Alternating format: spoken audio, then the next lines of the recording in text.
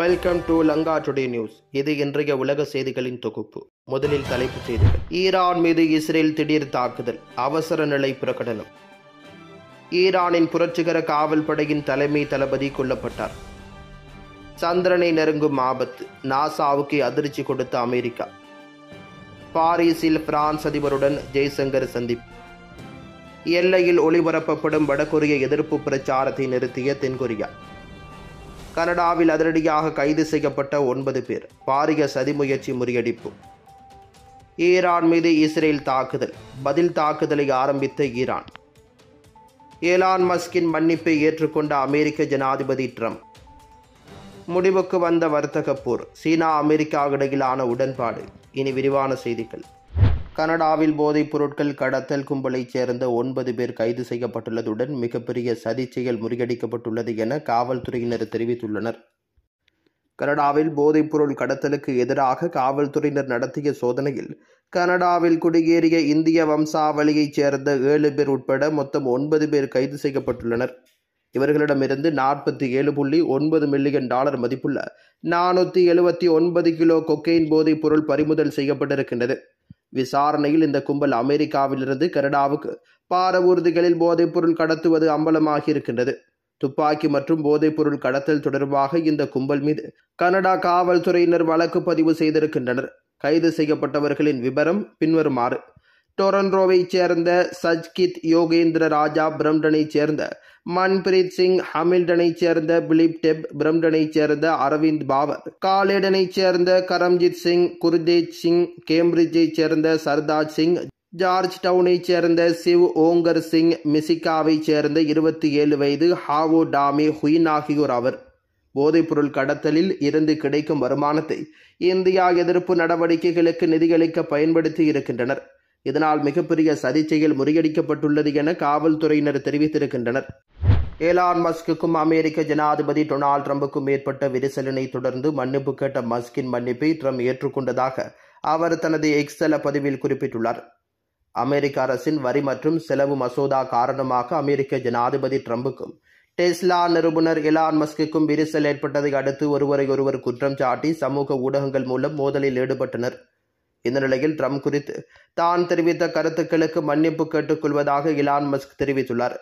இது தொடர்பாக அவர் தனது எக்ஸ் பதிவில், கடந்த வாரம் ட்ரம்ப் குறித்து எனது சில பதிவுகள் அளவு மீறி சென்றுவிட்டன, அதற்காக வருத்தம் தெரிவித்துக் கொள்கிறேன் என்று குறிப்பிட்டுள்ளார்.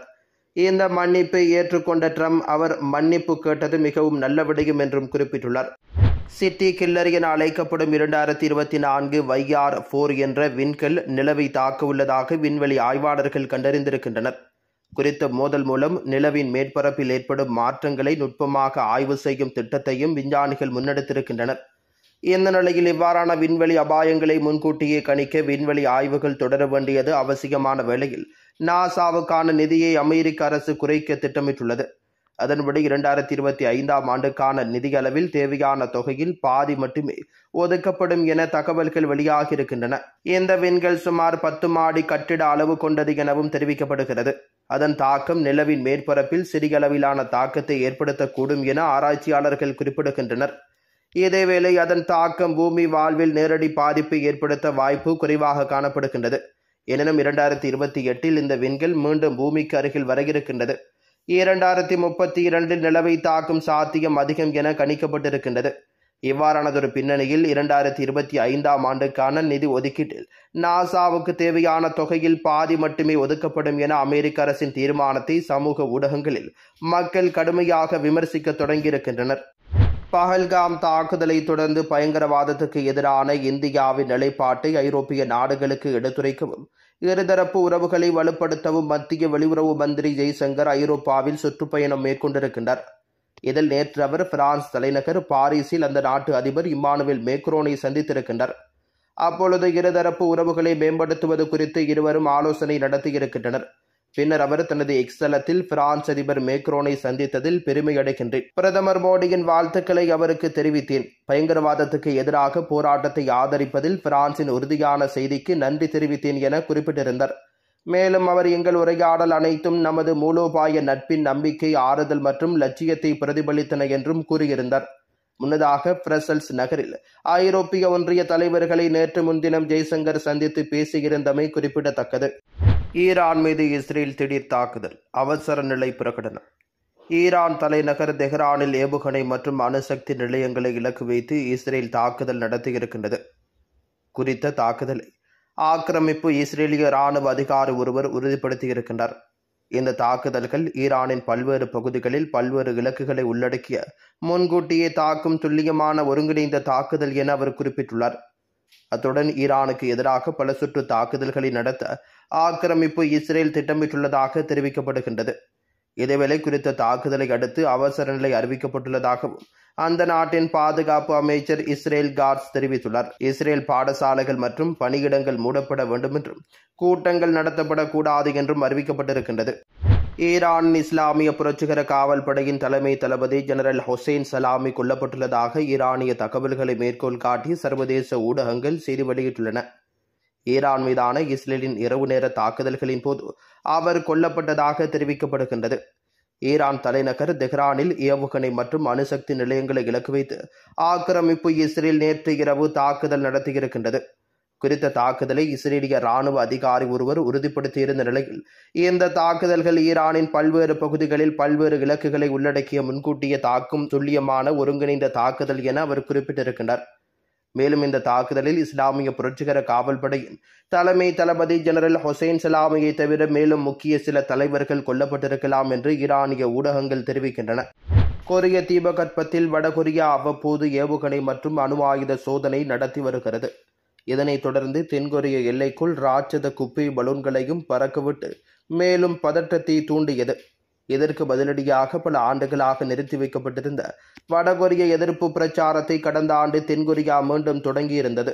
அதாவது தென்கொரிய எல்லை பகுதியில் வடகொரிய எதிர்ப்பு பிரச்சாரம் ஒலிபெருக்கி மூலம் ஒளிபரப்பப்பட்டு வந்தது. இந்த நிலையில் தென்கொரிய அதிபர் லீ ஜே மியுங் வடகொரியாவுடனான உறவில் நம்பிக்கையை மீட்டெடுக்கவும் அமைதியை ஊக்குவிக்கவும் பல்வேறு நடவடிக்கை எடுத்து வருகின்றார். அதன் ஒரு பகுதியாக தற்பொழுது எல்லை பகுதியில் ஒளிபரப்பப்படும் வடகொரிய எதிர்ப்பு பிரச்சாரத்தை தென்கொரியா நிறுத்தியிருக்கின்றது. இது இரு நாடுகளின் எல்லைப் பகுதியில் ஏற்படும் பதற்றத்தை தணிக்கும் நடவடிக்கை என தென்கொரிய பாதுகாப்பு அமைச்சகம் தெரிவித்திருக்கின்றது.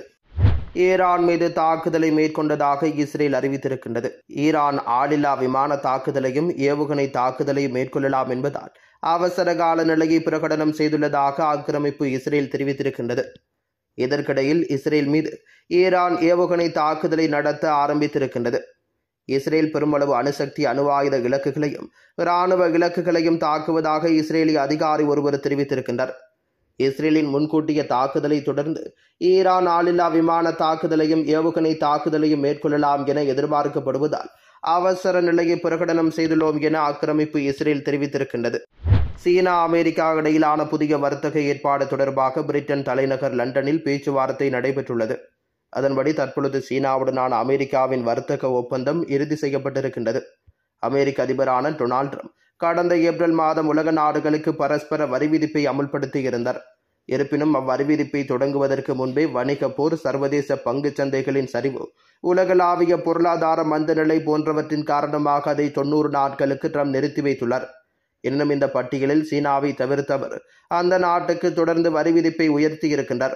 பதிலுக்கும் சீனா அமெரிக்க பொருட்களுக்கான வரி விதிப்பை அதிகரித்திருந்தது. சீன பொருட்களுக்கான வரியை அமெரிக்கா 145% ஆக உயர்த்திய நிலையில் அதற்கு சீனா அமெரிக்க பொருட்களுக்கான வரியை 125% அதிகரித்திருந்தது. மேலும் இதை 245% ஆக்கவும் அமெரிக்கா முயற்சி செய்தது.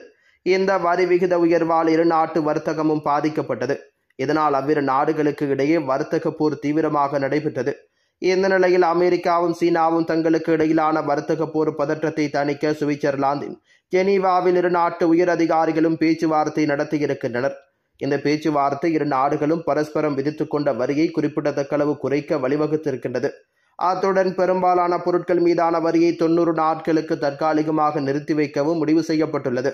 இதன்படி சீன பொருட்களுக்கு அமெரிக்கா விதித்த வரி 145%-இருந்து 30% குறைக்கப்பட்டது. இதேபோல அமெரிக்கா பொருட்களுக்கு சீனா விதித்த வரி 125%-இருந்து 10% குறைக்கப்பட்டுள்ளது. அத்துடன் முக்கிய கனிமங்களின் ஏற்றுமதிக்கு விதிக்கப்பட்ட தடையையும் நீக்குவதாக சீனா உறுதியளித்திருக்கின்றது. எனினும் இந்த தற்காலிக வரி குறைப்பு உடன்பாட்டை பின்பற்றவில்லை என்று இரு நாடுகளும் பரஸ்பரம் குற்றம் சாட்டியிருக்கின்றன. இதனைத் தொடர்ந்து இரு நாடுகளுக்கு இடையிலான புதிய வர்த்தக ஏற்பாடு தொடர்பாக பிரிட்டன் தலைநகர் லண்டனில் பேச்சுவார்த்தை நடைபெற்றுள்ளது.